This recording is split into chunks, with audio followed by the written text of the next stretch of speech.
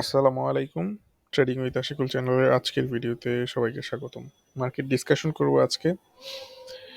গতদিন ভিডিও দেই নাই, মার্কেট ইনডিসিশনের মধ্যে ছিল।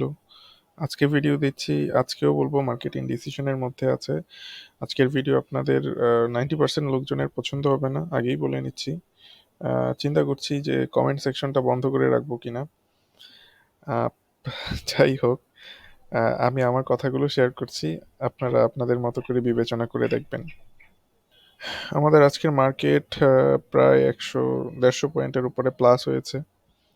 গতদিন অনেক বড় একটা ডাউন মুভ দিয়েছিল, সেখান থেকে রিকভার করেছে, আজকে আবার সেখান থেকেই যাত্রা শুরু করেছে। তো এই মুভমেন্টটা কি ছিল, কিরকম হবে সামনে, আমাদের করণীয় কি, সেই জিনিসগুলো সম্পর্কে জানার চেষ্টা করব। ফার্স্ট অফ অল যদি বলি, আপনারা আমি যদি আপনাদেরকে একটু আওয়ারলি চার্টটা দেখাই, তাহলে হয়তো একটু বুঝতে পারেন।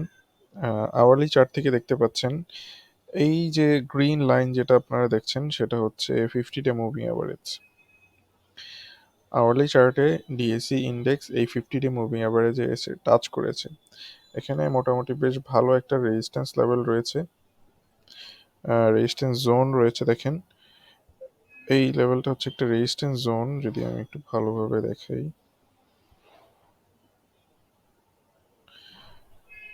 এই লেভেলটা হচ্ছে একটা রেজিস্ট্যান্স জোন। তো মার্কেটটা যদি এই জোনটাকে ক্লিয়ার করতে পারে আগামীকালকে, তাহলে হয়তো শর্ট টার্মে আমরা মার্কেটকে একটু ভালো পজিশনে দেখব কিছুদিনের জন্য। আর যদি এই জোনটা ক্লিয়ার করতে না পারে, দেন মার্কেটটা হয়তো আরো খারাপ করবে সামনে। এখন এই জোনটা কততে সেটা একটু বলে দিচ্ছি। 6,600, যদি ভালোভাবে চিন্তা করে দেখি যে 6,700 থেকে, বা বলবো যে 6,700 থেকে 6,650 পর্যন্ত যেই জোনটা, সেই জোনটা তার ক্লিয়ার করতে হবে। এই জোনটা ক্লিয়ার করতে পারলে আমরা মার্কেটকে শর্ট টার্মে বুলিশ ভাবতে পারি। তো যদি মার্কেটের মুভমেন্টটা নেক্সট কি হতে পারে, আপনাদেরকে যদি দেখাই যে মার্কেটের মুভমেন্ট যদি এই জোনটা ক্লিয়ার করতে পারে, দেন আমরা মার্কেটকে হয়তো অল্প কিছু দিনের জন্য দেখতে পারবো আপ মুভমেন্টে আছে। যদি এই জোন থেকে বেরিয়ে, জোন থেকে সে রিট্রেস করে নিচে চলে যায়, দেন আবার মার্কেট ডাউন ট্রেন্ডে চলে যাবে। কোনটার পসিবিলিটি বেশি সেটা যদি আমি বলি, আপনাদের কারোরই পছন্দ হবে না। আমার কাছে মনে হচ্ছে মার্কেটটা হয়তো আগামীকাল কিছুটা স্লো থাকবে। খুব বড়সড় একটা রেজিস্ট্যান্স জোন যেহেতু আছে, মার্কেটটা হয়তো এত বড় একটা মুভমেন্ট দিয়েছে, এখানে একটু রেস্ট নেওয়ার পসিবিলিটি থাকবে মার্কেটের জন্য। তো যে কোনো কিছুই হতে পারে, কারণ মার্কেটকে আসলে কৃত্রিমভাবে সাপোর্ট দেওয়া হয়েছে। সার্কিটের যে 2%টা ডিসিশন দিল, আমি বলবো যে একটা আর্টিফিশিয়াল সাপোর্ট। এই আর্টিফিশিয়াল সাপোর্ট মার্কেটের জন্য কখনোই ভালো না। তারপরেও ভালো হোক বা খারাপ হোক, আমি চাইবো যে মার্কেটটা যেই পজিশনেই যাক না কেন, এই পজিশনটাতে আমাদেরকে যেন সব ভালোভাবে দেখিয়ে দেয় যে আমি ঠিক আছে, আমি এই পজিশনে যাচ্ছি। এই ধরনের ইনডিসিশনের মধ্যে যাতে আমাদের না রাখে। বর্তমান পজিশন অনুযায়ী আবারও বলছি, যে কোনো দুইটা মুভমেন্টই দিতে পারে। খুব বেশি সম্ভাবনা মার্কেটটা হয়তো কালকে কিছুটা ডাউন থাকতে পারে বা একটু স্লো থাকতে পারে। রিস্ক নিয়েই কথাটা বলছি, কারণ মার্কেটের যে সেন্টিমেন্ট, সেন্টিমেন্টাল অ্যানালাইসিস সব টেকনিক্যাল ফান্ডামেন্টাল অ্যানালাইসিসকে উড়িয়ে দেয়। সো সেন্টিমেন্ট যেহেতু অনেক বেশি পজিটিভ, হয়তো পজিটিভনেসও দেখা যেতে পারে এবং আমরা অনেক ভালো একটা শর্ট টার্মে ভালো মুভমেন্ট দেখতে পারি। তো যারা শর্ট টার্ম বা লং টার্ম ট্রেডার বা মিড টার্ম ট্রেডার, তাদের জন্য কি করা লাগবে সেই জিনিসটা একটু বলে দিই আপনাদেরকে। মার্কেটকে আমি তখনই বলবো যে সে আপ মুভমেন্টে গিয়েছে যখন আমরা দেখব যে মার্কেটটা এই ডাউন ট্রেন্ড লাইনটা ব্রেক করতে পেরেছে, এবং ডাউন ট্রেন্ড লাইনটা ব্রেক করে 7,050 বা 7,100 ক্লিয়ার করেছে। দেন আমরা একটা লং টার্মের জন্য বলবো মার্কেটটা বুলিশ মুভমেন্টে গিয়েছে। আর শর্ট টার্মে বলবো যে মার্কেটটা যেই পজিশনেই থাকুক না কেন, শর্ট টার্মে মার্কেট যেই পজিশনেই থাকুক না কেন, চেষ্টা করব যে আপনাদেরকে একটা আপডেট দেওয়ার জন্য আসলে কি করবেন এই পজিশনগুলোতে। যারা শর্ট টার্ম ট্রেডার তাদের এন্ট্রি না নেওয়াই ভালো। আমি বলবো যে এন্ট্রিটা আপনাদের না নেওয়াই ভালো এই পজিশনগুলোতে, কারণ মার্কেটের যে কোনো কিছু হয়ে যেতে পারে। এখন হয়তো উম, ভালোও করতে পারেন অথবা খারাপও করতে পারেন, এই ধরনের ইনডিসিশনে কোনো ট্রেড না নেওয়াই ভালো। আর যারা লং টার্মে ইনভেস্ট করতে চান, আহ, আমি আমি পার্সোনালি আমার ক্ষেত্রে বলবো আমি এখনো ইনভেস্টমেন্টের পক্ষে রাজি না। বাট কেউ যদি করতে চান, মার্কেটটা একটু ভালো পজিশনে যেহেতু গিয়েছে, হয়তো করতে পারেন। কিন্তু আমি বলবো যে টাকাটা যে, মানে আমি যেহেতু নিজেও একজন ইনভেস্টর বা ট্রেডার, সো আমি চাইবো যে মার্কেটটা যেন আমাকে একটা ভালো সাইন দেয় যে মার্কেটটা আর নিচে পড়বে না, মার্কেটটা সামনে যাবে। তো আপনাদের যদি কারো ইচ্ছে হয় লং টার্ম ট্রেডার অনেক দিন ধরে হোল্ড করবেন, তাহলে ভালো ফান্ডামেন্টাল স্টক দেখে শুনে বুঝে বাই করেন। ফান্ডামেন্টাল ছাড়া জাঙ্কে একেবারেই যাবেন না আপনারা, লো ক্যাপে একেবারেই যাবেন না, ভালো ফান্ডামেন্টাল স্টকগুলোতে যাবেন, যেই স্টকগুলো দেখবেন আপনারা মার্কেট ভালো হওয়ার সাথে সাথে বাড়বে, বাট মার্কেট যদি খারাপ হয় তাহলে খুব বেশি পড়বে না। এত কিছু বোঝার দরকার নেই। DSE 30-র যে স্টকগুলো আছে, ওইসব স্টকগুলোতে আপনারা অল্প অল্প করে ইনভেস্ট করতে পারেন, এইটুকু জাস্ট শুধু বলবো। But it is not an ideal time for investing. অনেকে বলবে হয়তো ইনভেস্ট করার জন্য উপযুক্ত সময়, কিন্তু মার্কেটটা যদি লং টার্মের জন্য ডাউন হয়ে যায়, যেহেতু আমরা একটা লোয়ার লো দেখে ফেলেছি মার্কেটে,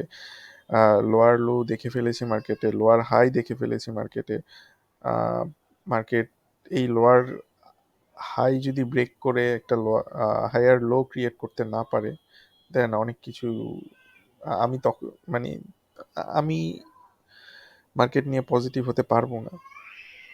আর আমাদের যেহেতু মার্কেটে শর্ট সেলের কোনো ব্যবস্থা নাই, সো আমাদেরকে একমাত্র উপায় যে মার্কেটটা যখন ভালো হবে তখন মার্কেটে ইনভেস্ট করা। বাট এই ধরনের খারাপ মুভমেন্টের সময় ইনভেস্ট করাটা ঠিক হওয়া, মানে মার্কেটটা যেহেতু পড়ছে এই টাইমগুলোতে ইনভেস্ট করাটা আসলে যুক্তিযুক্ত হবে না।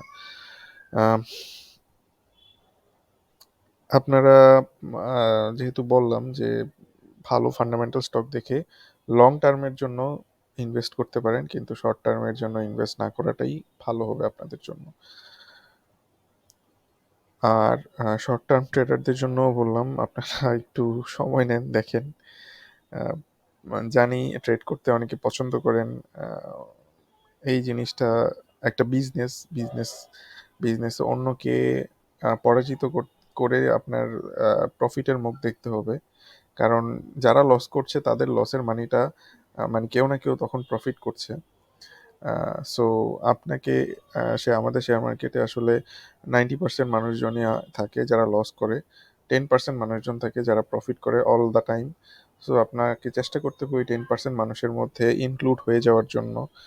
আহ, এই এই ইনক্লুড হওয়ার জন্য আপনাকে ইমোশন নিয়ন্ত্রণ করতে হবে, আপনার ভালো লাগা খারাপ লাগা নিয়ন্ত্রণ করতে হবে, আপনাকে ধৈর্য ধরতে হবে, আপনাকে অনেক কিছু জানতে হবে, বুঝতে হবে। আজকের ভিডিওটাও আমার আসলে দেওয়ার তেমন ইচ্ছে ছিল না, কারণ অনেকেই অপছন্দ করবেন। সো তারপরেও দিলাম, কারণ আমার কাছে মনে হয়েছে যে হয়তো সবাই ভাবতেছে যে এখন আহ, মানে বাই করার সময় চলে এসেছে। সত্যি বলতে এখন বাই করার সময় না। আহ, আরেকটু বলি আপনাদেরকে, জাস্ট এটা আজকের আলোচনাটা হয়তো এতটা গোছানো না, বাট তারপর আপনাদের সাথে কথা বলার মতোই বলছি। দেখেন, 200 ডে মুভিং অ্যাভারেজের উপরে মার্কেটের একটা স্ট্রং রেজিস্ট্যান্স রয়েছে। আবার 6,000, মানে 650-এর দিকে রেজিস্ট্যান্স রয়েছে। আবার দেখেন যে এইখানে 50 ডে মুভিং অ্যাভারেজের রেজিস্ট্যান্স রয়েছে 6,900 দিকে, 6,950-এর দিকে আবার রেজিস্ট্যান্স রয়েছে, 7,000-এর রেজিস্ট্যান্স রয়েছে, 7,100-তে রেজিস্ট্যান্স রয়েছে। রেজিস্ট্যান্সের অভাব নাই এই ছোট একটা জায়গার মধ্যে। সো কিভাবে আমি পজিটিভ হব আপনারাই বলেন। প্যানিক সৃষ্টি করছি না, আমি এভাবেই ট্রেড করতে পছন্দ করি, আমি আমার পুঁজিকে আগে নিরাপদ রাখতে পছন্দ করি, এরপর না হয় প্রফিট করব। আহ, এটা হচ্ছে একটা লং টার্ম গেম। আপনাকে 10-15 বছর জীবিত থাকতে হবে শেয়ার মার্কেটে। ওই সব টাকা খুইয়ে ফেলে এরপরে আবার নতুন করে টাকা ইনভেস্ট করবেন, এরকম যাতে না হয়। আপনার যেই টাকা আছে সেই টাকা দিয়ে আপনি আস্তে আস্তে টাকা বাড়াতে থাকবেন। আর এটা একমাত্র তারাই বাড়াতে পারে যারা শেয়ার মার্কেটে টিকে থাকতে পারে। আপনি যদি টিকে থাকতে পারেন 10 বছর 15 বছর, তাহলে দেখবেন যে আস্তে আস্তে আপনি গেইন পাচ্ছেন। আবার অনেকে আছে 15 বছর ধরে টিকে আছে, কিন্তু তারা সব টাকা খুইয়ে এরপরে নতুন করে টাকা ইনভেস্ট করেছে। মানে আপনি কিন্তু বাইরে থেকে টাকা এনে মার্কেটকে বিলিয়ে দিচ্ছেন, আপনি নিজের টাকা নিজেকে গ্রো করছেন না। সো এটা এই মার্কেটটাই হচ্ছে আসলে আপনাদের একটা খুব টাফ একটা গেম বলবো মার্কেটটা। এই বিজনেসটা সবার জন্য সুইটেবল না। যারা অনেক বেশি ডিসিপ্লিন থাকে, যারা অনেক বেশি পাঞ্চুয়াল থাকে, অনেক বেশি পেশেন্স যাদের থাকে, তারা এখানে ভালো করতে পারে। একটু ধৈর্য ধরেন। লং টার্ম ইনভেস্ট যদি করতে চান তাহলে ভালো স্টকগুলোতে ইনভেস্ট করতে পারেন, কিন্তু শর্ট টার্ম ইনভেস্টমেন্টে যাবেন না, সুইং ট্রেডিংয়ে যাবেন না, ব্রেকআউট ট্রেডিংয়েও যাবেন না। তো আপনাদের জন্য সবার আমার পক্ষ থেকে আপনাদের জন্য শুভকামনা থাকলো। ভালো থাকবেন, দোয়া করবেন আমার জন্য। আহ, ধন্যবাদ।